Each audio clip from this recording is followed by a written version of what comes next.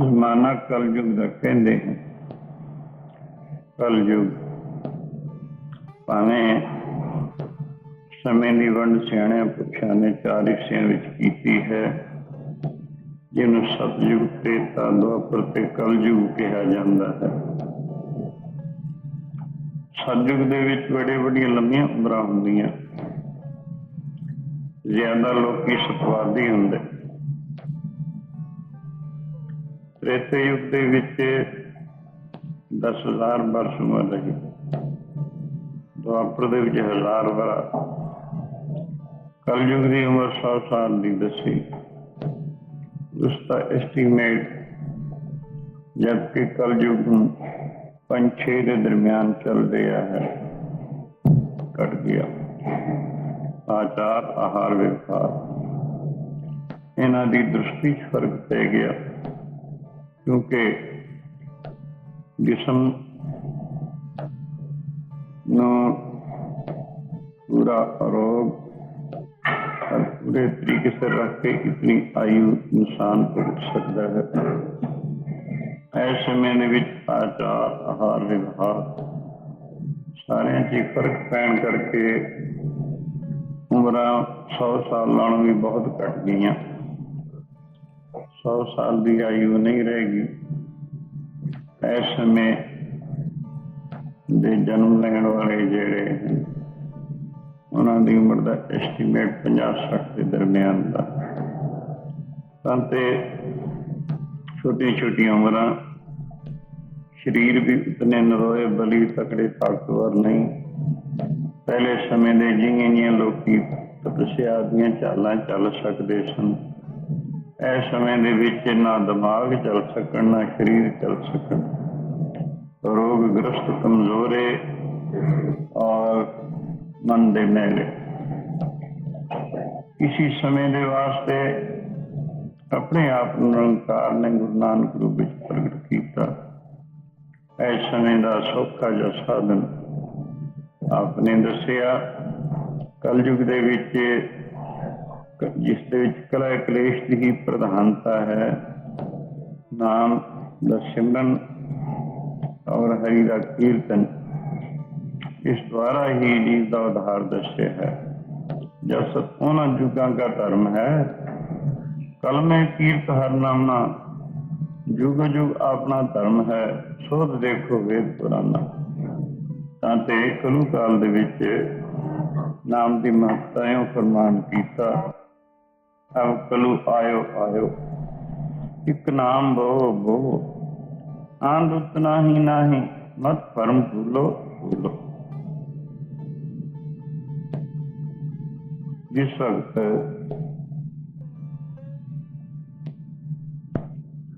प्रयुग का अखीर आया, कोई थोड़ा जा समा इस युग का रहिंदा सी। साडे हिंदुस्तान में पांडवां दा राज सी। युधिष्ठिर चक्रवर्ती राजा सी। ये 5 भरा सन राजे पंडू के पुत्र युधिष्ठिर, भीम, अर्जुन, नकुल, सहदेव। वड्डा युधिष्ठिर राजा सी। 5 भरा रल मिल के राजकाज के हिस्सा लेंदे सन। पूरा इंसाफ करते, पब्लिक नूं सुख दिंदे सन। जो राजा का फर्ज है, राजे चुली न्याय की स्वयं के उसी समय दे विच द्वापर दे अवतार कृष्ण भगवान होए हैं। 16 अवतार बने हैं विष्णु का, उन्हों का भी अवतार होया। परमार्थ रिश्ते वालों ये 5 भरा उन्होंने भगत सन, वो प्रभु सन। दुनियावी रिश्ते वालों आपस में ही ये मामे फुफे के पुत्र भरा ही लगते सन। क्यों इस तरीके फिर अज ये 5 भरा भगवान कृष्ण मिलने वास्ते गए, नमस्कार की, बैठ गए। उन्होंने अचनचेत ही ये वचन कहा, अब कलू आयो आयो। ये वचन उन्होंने 2-3 दफा कहा। ये लफ्ज कृष्ण भगवान ने 2-3 दफा कहा। युधिष्ठिर ਵੱਡਾ ਭਰਾ ਸੀ ਔਰ ਰਾਜ ਤਖਤ ਦਾ ਮਾਲਕ ਵੀ ਸੀ। ਉਸਨੇ ਦੋਵੇਂ ਹੱਥ ਜੋੜ ਕੇ ਪ੍ਰਾर्थना की, प्रभु भगवान कैसे जानिए कलयुग आ गया। कृष्ण जी कहने लगे दौर तो खत्म होने वाला है, कलयुग ने अपने पैर दुनिया में आ पाए हैं। फिर युधिष्ठिर ने पूछा कलयुग के की लक्षण हैं, किवें पछाणीए, किवें जानिया जावे कलयुग है। तो उन्होंने कहा सवेर वेले स्नान आदि करके जो तुसी अपने रोज के नितनेम करने वास्ते बैठोगे, उस मौके थानू दृष्टांत होणगे, वो कलयुग के लक्षण समझ लेना। ये पंजे भरा बड़े परमात्मा सन, भगवान दे भक्त भी सन। जितनी देर तक सवेरे स्नान अपना नितनेम भजन का ना कर लेंदे, किसी काम में प्रवृत्त नहीं सन होंदे। परमात्मा पुरुष का मुख्य फर्ज परमेश्वर का भजन पहले करना है। वैसे भी विचार दृष्टि करके देखा जाए, इंसान दो हिस्सों का बनया है, एक रूह है, दूसरा जिस्म है। इसका अपना आपा रूह है, जिस्म नहीं। जिस्म इसमें कुछ देर वास्ते मिलया होया है, तो इस तो ये जिस्म खो लिया जाएगा और जिस्म मिल जाएगा। जिन्हें एक वस्त्र उतार के और वस्त्र पहन लेंदा है, जिस्म वस्त्र दी नहीं है। तो इसने गलती करके, मुगालते करके, भूल करके, अज्ञान करके, जहालत का पता शुरू होने करके अपने आप को बजाय रूह दे जिस्म मन्या होया है। इसकी बड़ी भारी भुल है। इसकी मनौत यही जी ही है जिमें घोड़े का सवार अपने आप को घोड़ा मन्ने, या मोटर का ड्राइवर अपने आप को मोटर मन्ने, या मकान दे रहन वाला मकीन अपने आप को मकान मन्ने। यही भुल यही जी ही है। खैर, इंसान दो हिस्सों का बनया, रूह है और जिस्म है। इसके दो फर्ज बनते हैं, एक रूहानी फर्ज है, एक जिस्मानी फर्ज है। जिस्मानी फर्ज हर दुनिया का फर्ज बशर इस दे वास्ते लग्या है। सब कुछ जिस्म वास्ते करता है, नौकरी चाकरी, खेती पत्ती, वन व्यापार, दिन रात के अठे पहरे इधर सर्फ करता है, इधर खर्च करता है। पर रूहानी फर्ज वास्ते कोई विरले हैं जिन्होंने रूहानियत का पता है। जिस्म इंसान के अंदर मुख्य चीज केड़ी है? रूह। अगर रूह ना होवे जिस्म नहीं रह सकता। जिस्म जड़ चीज है, असत है, दुख रूप भी है। तो ਇਹਦੇ ਵਿੱਚੋਂ ਜਦੋਂ रूह निकल जाती है, ਇਹਨੂੰ ਕਹਿੰਦੇ ਨੇ मर गया। जिस्म ਨੂੰ फूक ਦਿੰਦੇ ਨੇ, दब ਦਿੰਦੇ ਨੇ, ਇਸ ਤੋਂ ਹੀ ਘृणा ਕਰਨ ਲੱਗ ਪੈਂਦੇ ਨੇ, ਇਸ ਨੂੰ ਹੀ ਭੂਤ ਕਹਿਣ ਲੱਗ ਪੈਂਦੇ ਹਨ। ਇਹਦੀ ਹਾਲਤ ਹੁੰਦੀ ਹੈ। ਤਾਂ ਤੇ ਸਭ ਦਾ ਆਪਣਾ ਆਪਾ ਔਰ ਮੁੱਖ ਚੀਜ਼ रूह है। ਪਹਿਲਾ ਫਰਜ਼ रूहानी, ਜਿਹੜੇ ਪਰਮਾਰਥਕ ਬੰਦੇ ਹਨ, ਸੂਝ-ਬੂਝ ਵਾਲੇ ਬੰਦੇ ਹਨ। 8 ਪਹਿਰਾਂ ਵਿੱਚੋਂ कम से कम एक पहर जिहड़ा सबसे अच्छा वक्त अमृत वेला, वैसे सारे ही समय भजन वास्ते अच्छे हैं, लेकिन वो सवेरे, क्योंकि रात में इंसान पूरी नींद लै चुकता है, नींद भी जिस्म की खुराक है। उस तो बाद उठ के सौच दातन कुरला करके स्नान करके शरीर की शुद्धि द्वारा फिर भजन करे, तो वो एक पहर इस पासे खर्च करे। नानक नाम खुदाए का मन अच्छे मुखले। तो यूं ये रूहानी फर्ज, ये पंजे भरा परमार्थक और धार्मिक बंदे होने करके पहले स्नान आदि करके नितनेम करके फिर राजकाज विच प्रवृत्त होंदे सन, वैसे नहीं। सो भगवान कृष्ण ने इन्होंने एक कहा सी, जदों तुसीं सवेरे स्नान करके अपने भजन वास्ते बैठोगे, उस मौके थानू कुछ न कुछ दृष्टांत होणगे नजर आएगा। वो तुसीं कलयुग के लक्षण समझ लेना। इन्होंने कलयुग के लक्षण पूछे सी। तो इसी तरह अज सवेरे उठ के थोड़ा दातन कुरला करके स्नान करके अपने अपने आसना ते आसज चौंकड़ा लगा के बैठ गए। नेत्र मीट के अपनी सुरत में अपने ख्याल में रोज़ के सुभाव के मुताबिक जिथे रोज़ टकाउंदे सन प्रभु के ध्यान दे विच टकाउण की कोशिश की, लेकिन अज किसी का भी ख्याल नहीं जमता, किसी का भी मन इकागर नहीं होंदा, किसी ने कुछ दींदा है, किसी ने कुछ दींदा है।